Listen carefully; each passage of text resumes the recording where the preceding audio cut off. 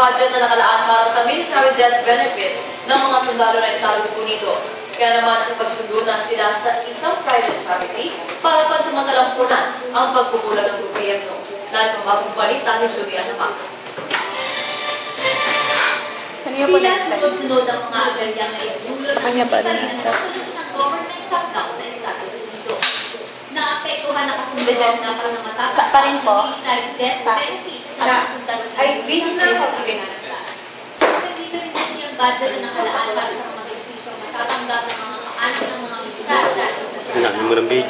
Ikinagalit ito ang pamilya ng mga nasa opisina ng mga opisyal ng gobyerno ng Estados Unidos na naghanap sa agad ng paraan para mabitin ang tulong ng pamilya ng ito. Kaya Jolie, Vice President Secretary Jackie Gigan, na nagkaroon sila ng kasunduan sa private charity Fisher Foundation. Pumayag ang National Foundation na sagutin ng $100,000 na ilalaan sa travel expenses sa pagpapauwi sa mga lulong, funeral costs, at konting tulong para muling makapagsimula ang mga pamilya niyang nahulga.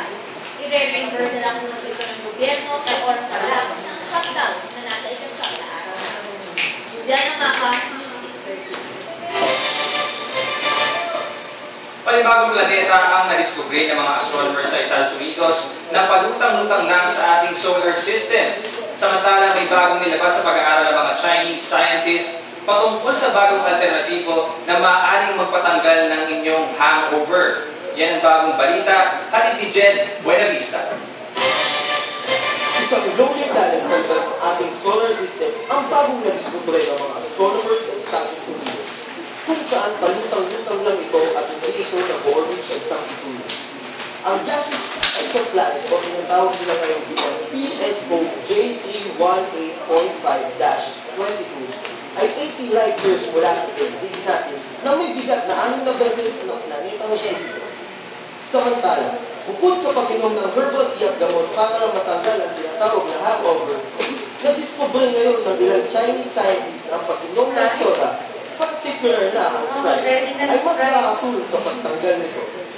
Ayon sa isang nagawang research ng Sun Yat-sen University, ang hangovers ay pagsulot ng metabolite ethanol, kung tawagin ay acetaldehyde. At kung iinom ng herbal tea ay mas maaaring pataasin ito ang activity ng alcohol dehydrogenesis na siyang nagpapabilis sa metabolism ng ethanol. Sa madaling salita, herbal tea ay maaaring magpalalalang ng inyong hangover kumpara sa soft drinks at Sprite na tinatayang mataas ang aldehyde hydrogenesis na siyang mabilis na natatanggal sa acetaldehyde dahilan upang mas makubasan ang effect ng ating katawan.